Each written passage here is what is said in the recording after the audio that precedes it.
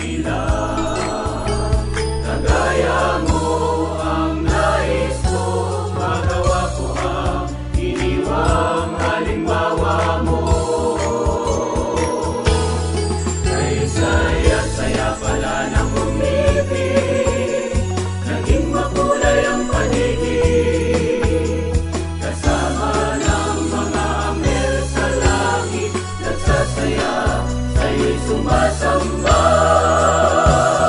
Damhin ang biyaya nitong pag-ibig, nagpapala sa buong daigdig. Ating sakupin mundo ay haranahin, sumama na, ipalaga na ang agape ng Ama.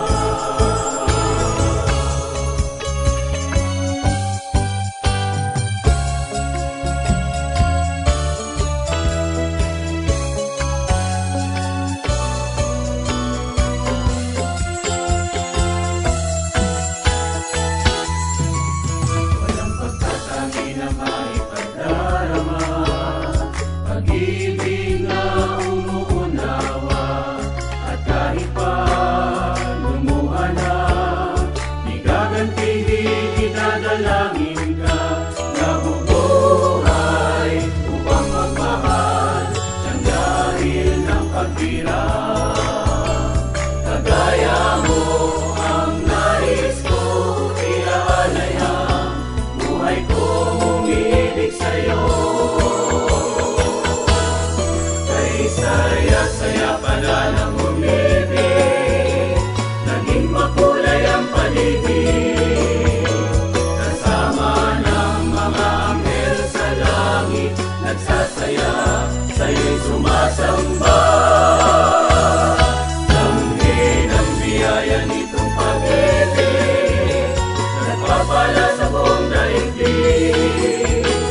Ating sakupin mundo ay haranahin, sumama na, halika na, tayo na. Kay saya-saya pala ng umibig, naging makulay ang paligid. Kasama ng mga anghel sa langit, nagsasaya, sa'yo'y sumasamba. Damhin ang biyaya nitong pag-ibig, nagpapala sa buong daigdig. Ating sakupin mundo ay haranahin, sumama na, ipalaga na ang agape ng Ama.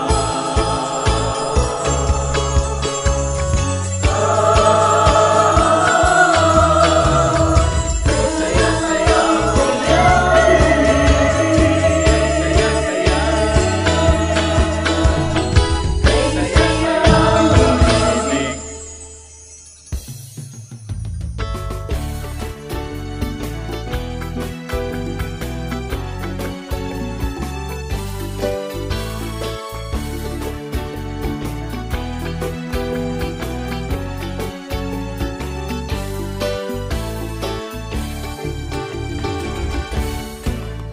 pwede bang hingin ang iyong pansin, kahit sa isip ay kausapin?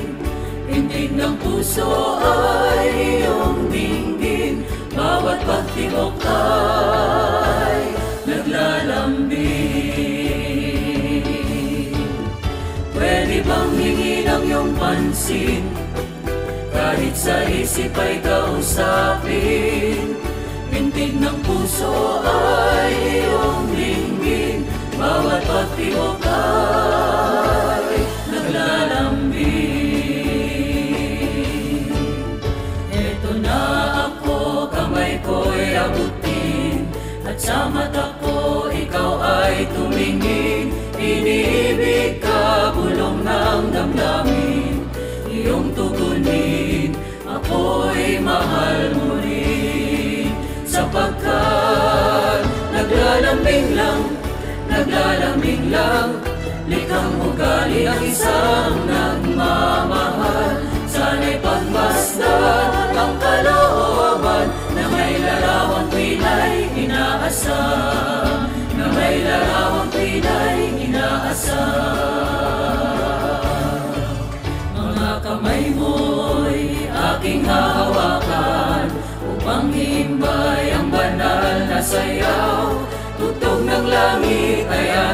sabayan, sabay yakapin, kaluluwa'y hakan. Sapagkat naglalambing lang, likhang ugali ng isang nagmamahal. Sana'y pagmasdan ang kalooban na may larawan ko'y inaasam, na may larawan ko'y inaasam. La la la la, la la la la, la la la la, la la la la, la la la la, la la la la, la la la la, la la la la la. Pwede bang hingin ang iyong pansin, kahit sa isip ay kausapin? Pintig ng puso ay iyong dinggin, bawat pagtibok ay naglalambing. Bawat pagtibok ay naglalambing.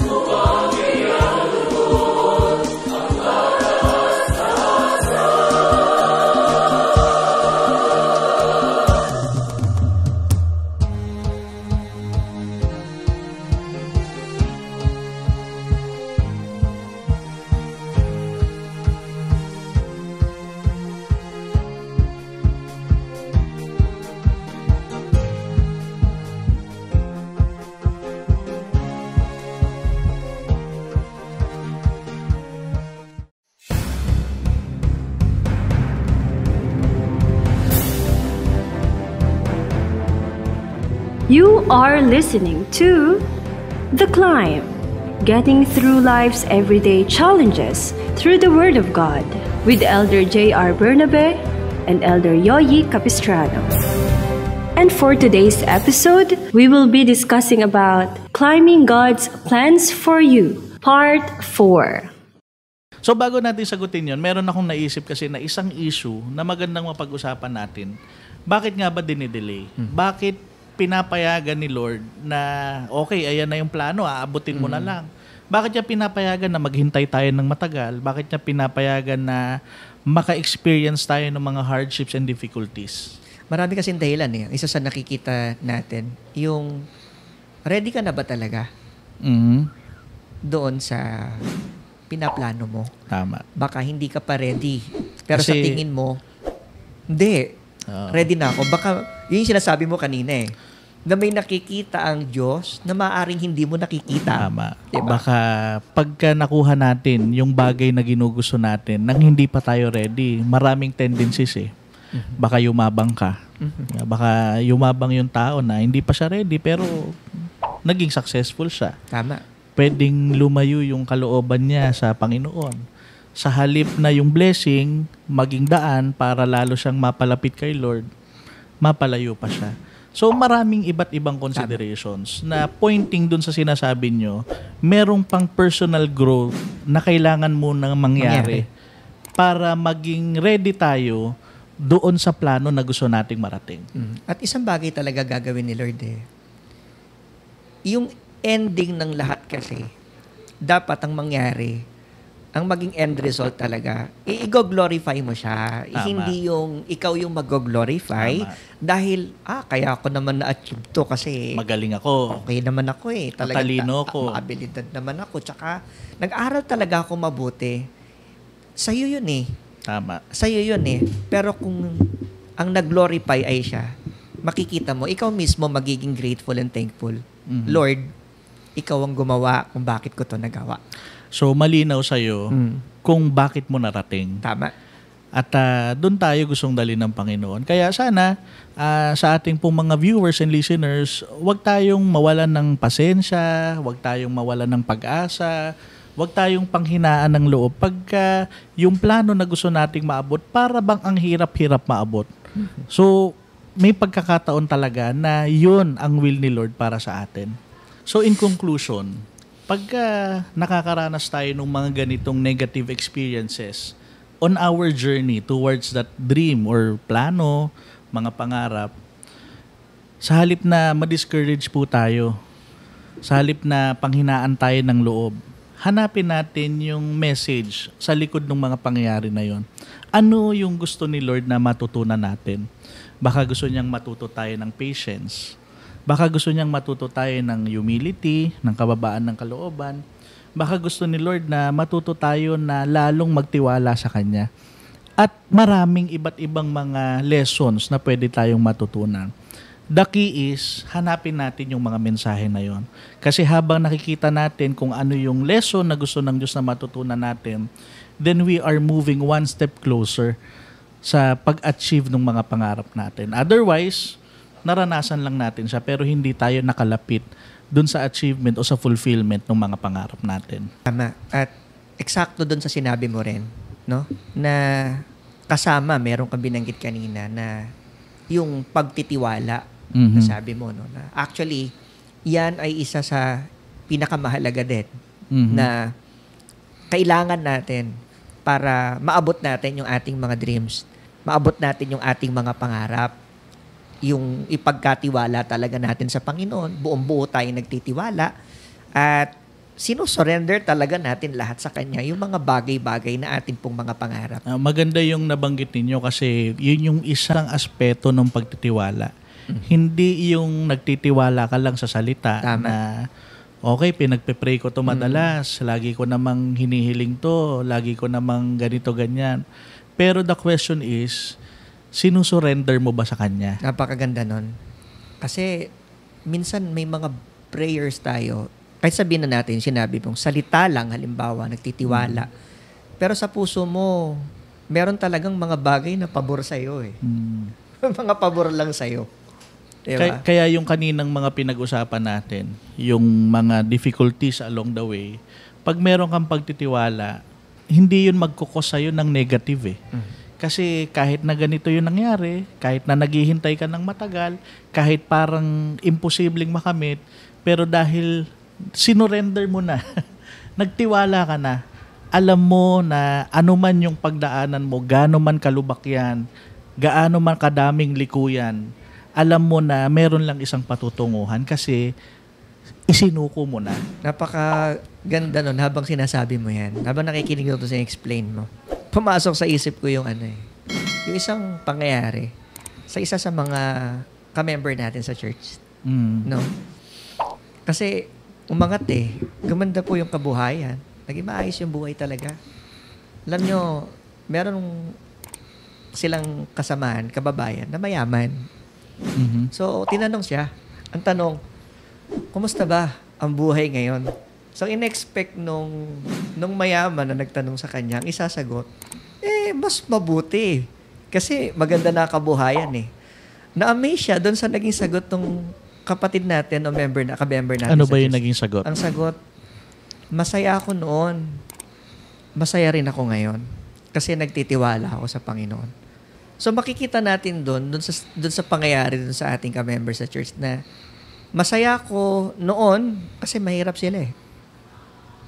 Masaya din ako ngayon. Kasi hindi rin nababago yung puso niya dahil kung paanong sinuko niya yung sarili niya sa Panginoon, na may mabuting plano ang Panginoon, at nananatili yung pagsusuko na yon ginagawa niya. Kaya hindi basihan kung maganda ba noon or mas maganda ngayon. Ang issue, yung hindi na bagong puso na magtiwala at magsuko ng sarili sa Panginoon. Tama. So, hindi lang doon sa acceptance ng mga nangyayari, yung magiging mabuting dulot ng pagtitiwala eh. Yung trusting and surrender doon sa full will of God, doon sa mga plano natin sa buhay, hindi lang yung perception po natin sa araw-araw na nangyayari sa buhay yung mangyayari. Ano ba yung mas magandang mangyayari? Alam nyo, i-share ko po yung nakasulat sa Proverbs chapter 3. Trust in the Lord with all your heart and lean not on your own understanding. In all your ways, submit to Him and He will make your path straight.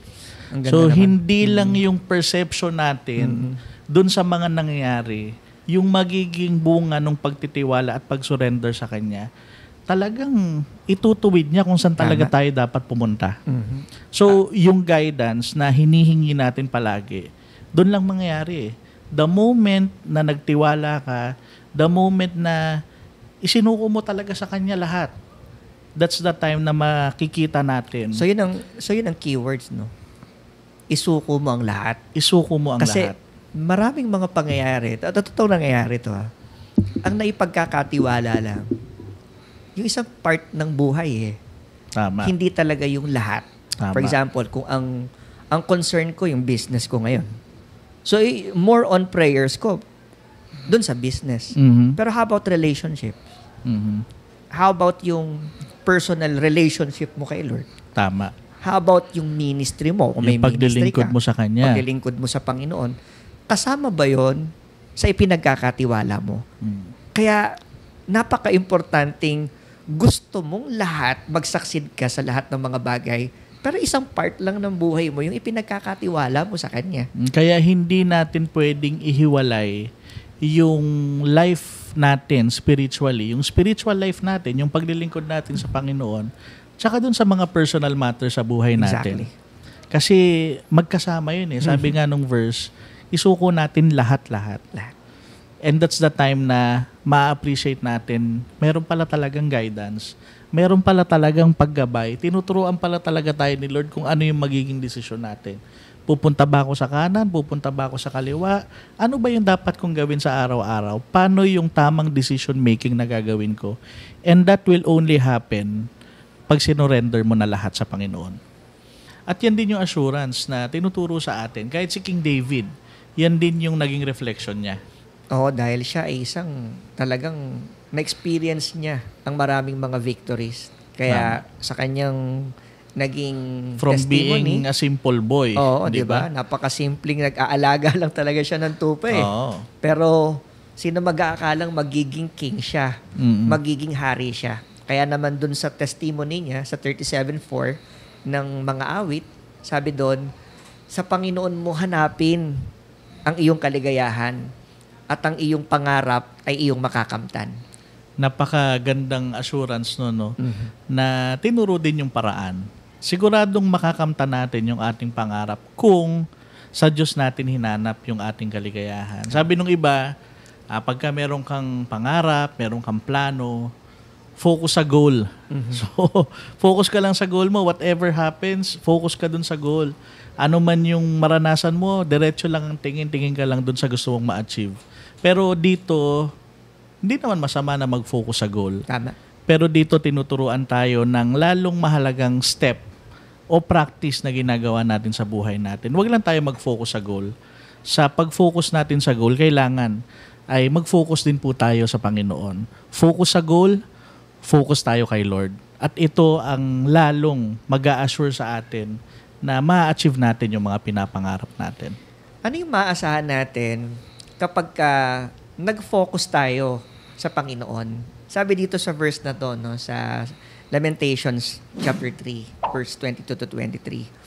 Ang tapat na pag-ibig ng Panginoon ay hindi nagmamaliw. Ang kanyang mga habag ay hindi natatapos. Sariwa ang mga iyon tuwing umaga. Dakila ang iyong katapatan. Tandaan natin, lahat tayo may mga pangarap na gustong matupad. At gustong-gusto nating matupad. At bago pa tayo mangarap, Diyos ang unang nangarap ng lalong mabuti para sa atin. At umasa tayo, tutuparin niya ito. Ang kailangan lang, huwag tayong matakot na mangarap. Huwag tayong matakot na abutin ang ating mga pangarap na ang nilalayon ay ang para sa kagustuhan ng ating Panginoon. Manalangin po tayo sa mga pagkakataong ito at ating ipagtagubilin ang ating pong mga plano para sa Kanya. Panginoon, maraming salamat po sa minsan pa ay binigay mo sa amin na pagkakataon na lalo po naming maunawaan ang iyong kalooban, ang iyong mga plano para po sa amin.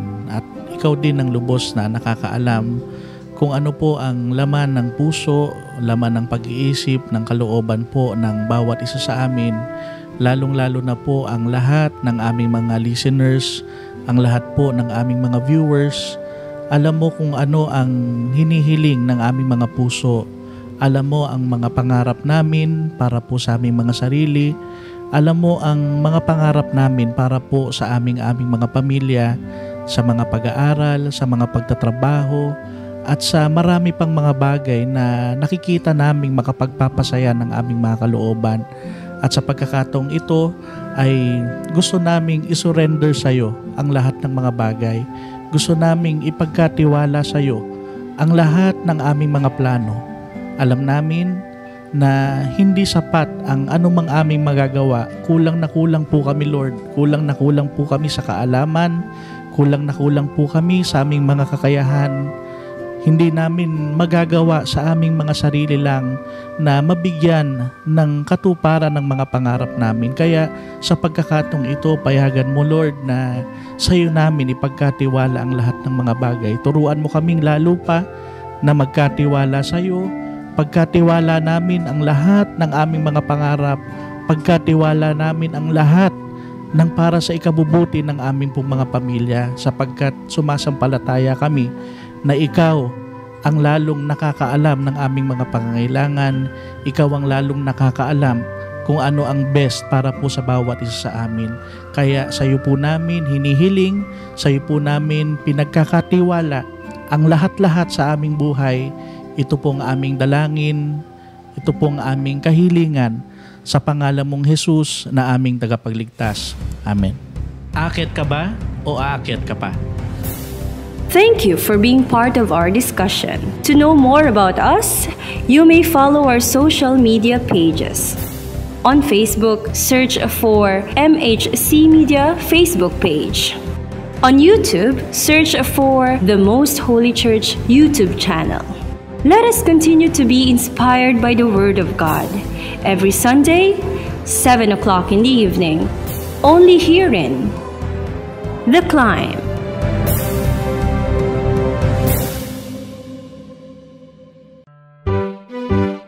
Likhawit o mga orihinal na komposisyon ng mga kapatid sa loob ng Most Holy Church. Dalawang salitang pinagsama, likha at awit. Isa po itong acronym, likhang imnong kinalulugdan, himig at wikang itinanging tunay.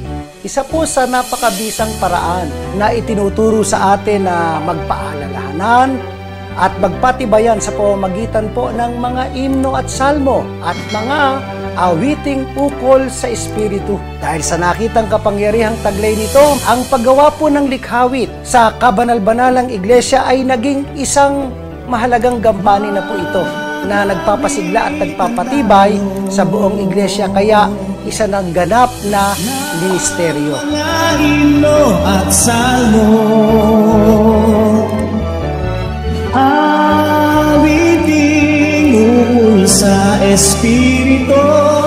Likhawit, likhang imnong kinalulugdan, himig at wikang itinanging tunay.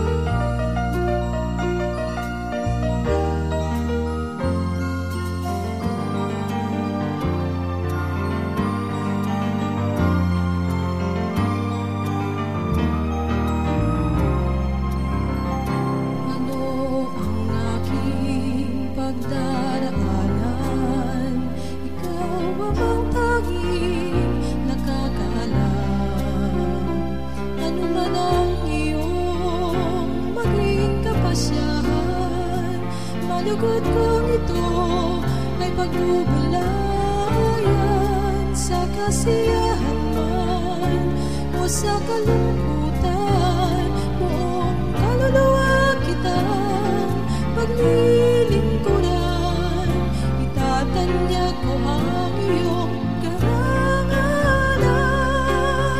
Ang ibig ko lamang at ang pakiusap, likhan mo ako ng pusong masikap. Buong buhay nawa kitang kilalanin, walang sawang ako sa'yo'y dumalangin. At sa paglalakbay ko sa sanglibutan, matatag palagi sa aking isipan.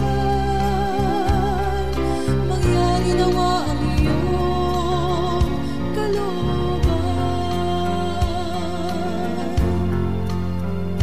Ano ang aking pagdaraanan? Ikaw ang tanging nakakaalam.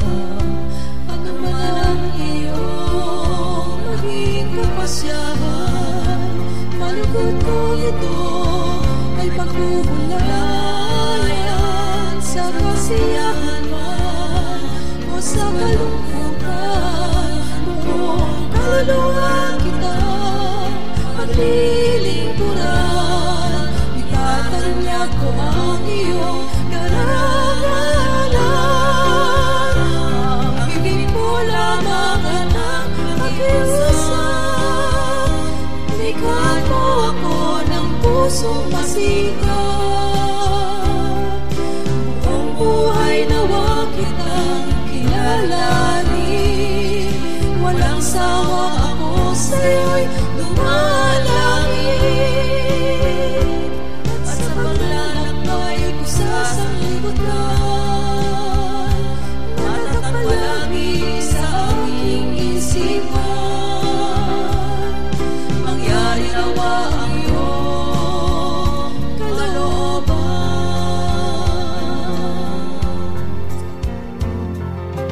Di ko maiwasang umatak ang luha sa pagtataguyod ng iyong adhika.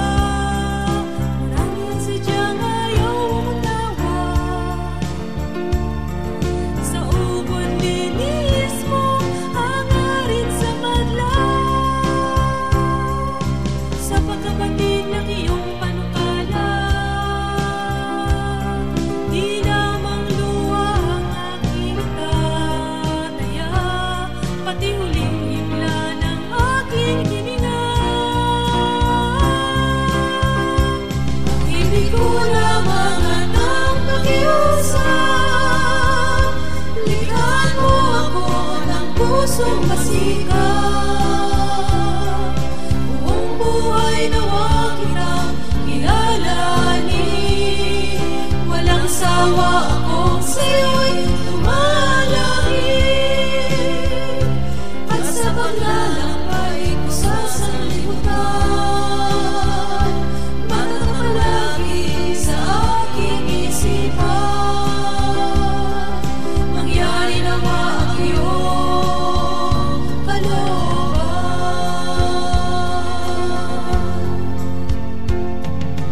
Di ko maiwasang umatak ang luha sa pagtataguyod ng iyong adhika. Marami ang sadyang ayaw umunawa, sa ubod linis mo hangarin sa madla. Sa pagkapatid ng iyong panukala, di lamang luha ang aking itataya, pati huling himla ng aking hininga. Ang ibig ko lamang at ang pakiusap, likhan mo ako ng pusong masikap. Buong buhay nawa kitang kilalanin, walang sawa akong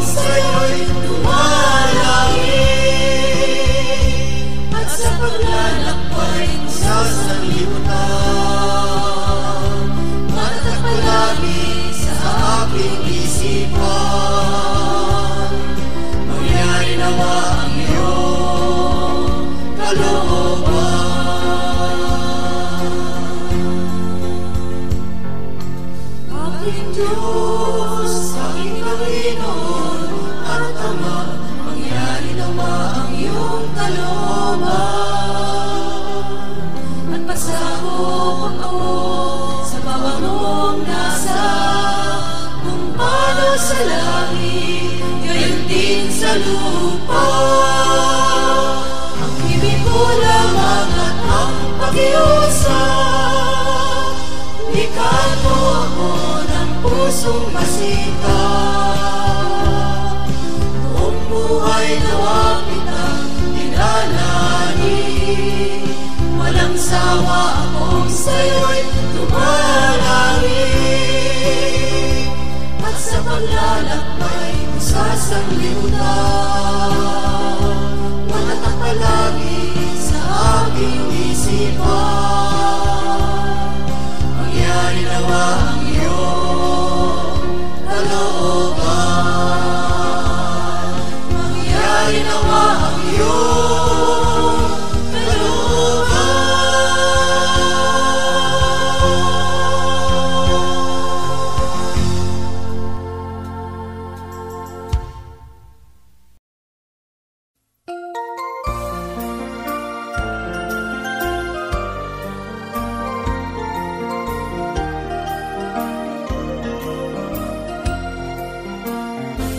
Sa paanan ng hari, inululog ko ang aking mga tuhod upang magalay ng aking panalangin. Walang hanggan siyang pasasalamatan dahil sa walang hanggan niyang pagmamahal. Sa paanan ng hari, inululot ko ang aking mga tuhod upang magalay ng aking panalangin. Walang hanggan siyang pasasalamatan dahil sa walang hanggan niyang pagmamahal. Sa paanan ng taas-taas ng Diyos, iyahain ko lahat kong kalakasan. Iyahain ko kung kalwa, iyahain ko pati ang aking buhay.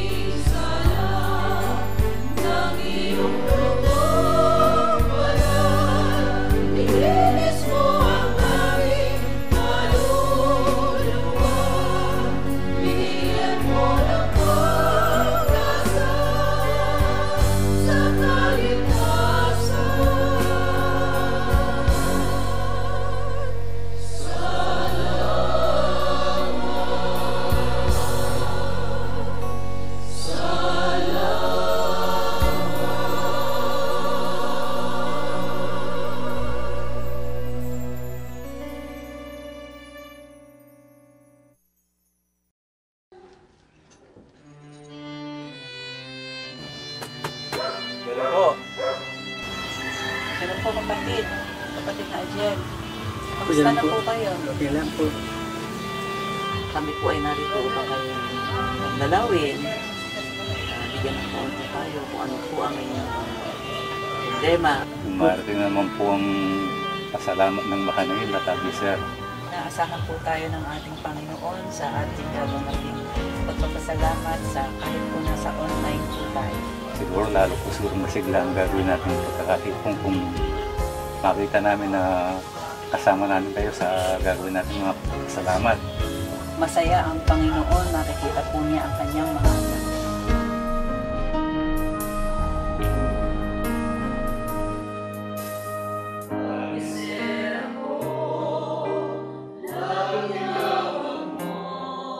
Sa bayan mo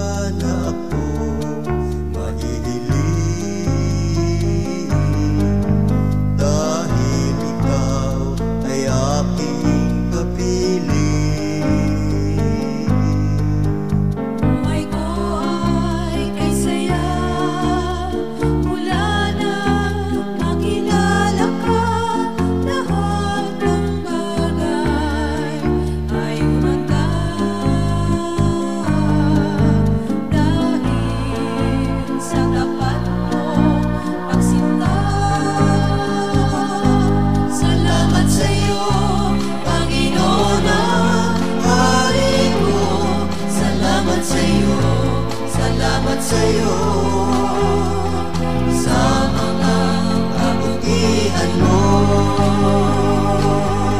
Salamat sa pag-ibig na hindi ko masukat at mga natiling matapos man ang lahat. Ang sarap na damahin ang pag-ibig mo sa akin. Wala na akong mahihiling dahil ikaw ay aking kapiling. Buhay ko ay kay saya mula nang makilala ka. Lahat ng bagay ay gumanda dahil sa tapat mo at sinta. Salamat sa iyo, Panginoon at Hari ko. Salamat sa iyo, salamat sa iyo sa mga kabutihan mo. Salamat sa pag-ibig na hindi ko masukat at mananatili matapos man ang lahat. Salamat sa iyo, Panginoon at Hari ko. Salamat sa iyo, salamat sa iyo sa mga kabutihan mo. Salamat sa pag-ibig na hindi ko masukat at mananatili matapos man ang lahat. Sana ay tulungan mo ako na maging karapat-dapat. Tungkulin ko ay matugunan, aral mo ay mapanghawakan. Salamat sa iyo, Panginoon at Hari ko. Salamat sa iyo, salamat sa iyo sa mga kabutihan mo. Salamat sa pag-ibig na hindi ko masukat at mananatili matapos man ang lahat.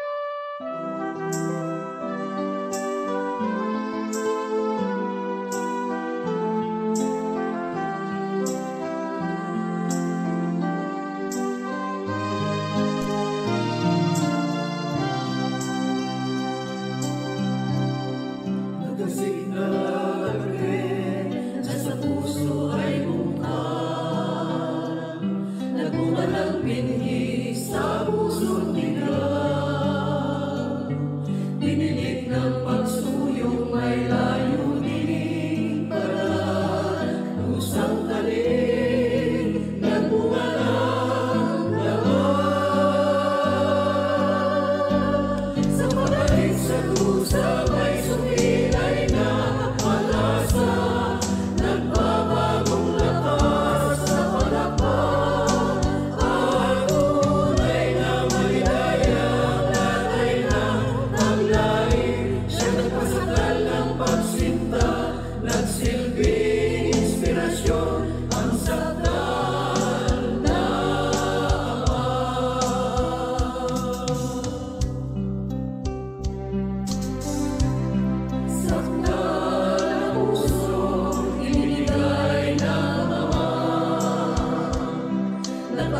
dakila sa gitna ng pagluha. Nagbalingin nitong matapat na alika. Agape ang hari, ang siyang napala. Sumagaling sa dusa, may sumilay na pag-asa. Nagbabagong lakas sa pagkakpang. Anong ay namalayang lalay ng pagkain. Siya nagpasakal ng magsinta, nagsilbing inspirasyon ang sandal lamang. Sa pagdating sa dusa, may sumilay na pag-asa. Nagbabagong lakas sa pagkakpang. Anong ay namalayang lalay ng pagkain. Siya nagpasakal ng pagsinta, nagsilbing inspirasyon ang sandal lamang. Ang sugat nitong aking digdig, pinag-inom ng pag-ibig, binikis ng pagsuyo kay tamis, umaglaw sa pusong may hapis, dangal ko'y umaunang ng langit. Sa pagdating sa dusa, may sumilay na pag-asa. Nagbabagong lakas sa pagkakpang. Anong ay namalayang lalay ng pagkain. Siya nagpasakal ng pagsinta, nagsilbing inspirasyon ang sandal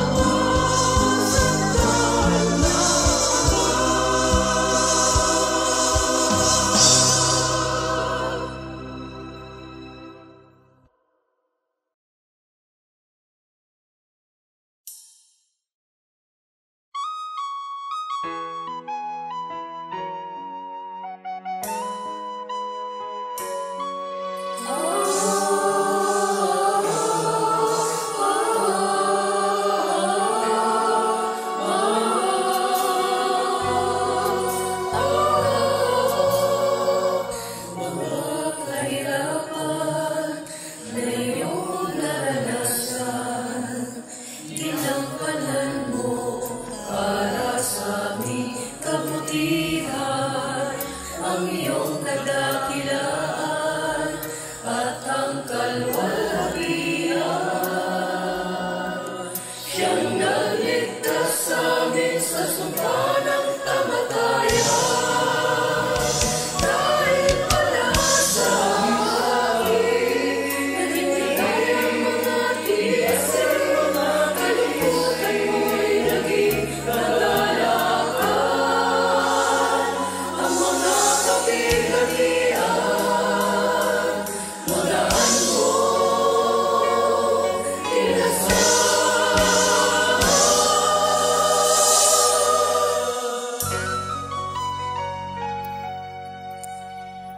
na kinasal mo sa kaligtasan ng mundo. Natigis mong dugo, naging nito'y sa kalayaan ko. Kapalaran ay binago, inilapit sa pangako. At pinapalang buhay ko, dahil wala sa akin, naging tunay ang mga tiyasin, mga kalungkutan mo'y naging kagalakan.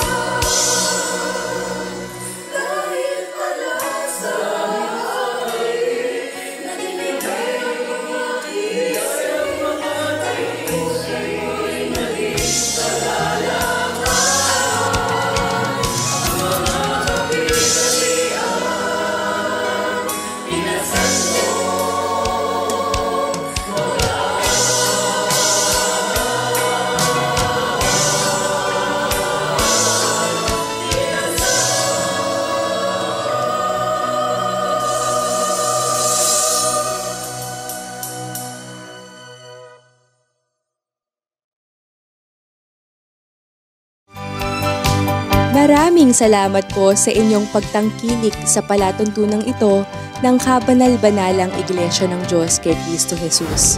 Kung nais po ninyong mapanood ang iba pa naming programa at upang lubos po ninyong makilala ang kabanal-banalang Iglesia ng Diyos kay Kristo Jesus, mag-subscribe sa ating YouTube channel na The Most Holy Church. Bisitahin ang aming Facebook page na MHC Media at bisitahin ang ating official website na www.mostholychurch.com. Maraming salamat po.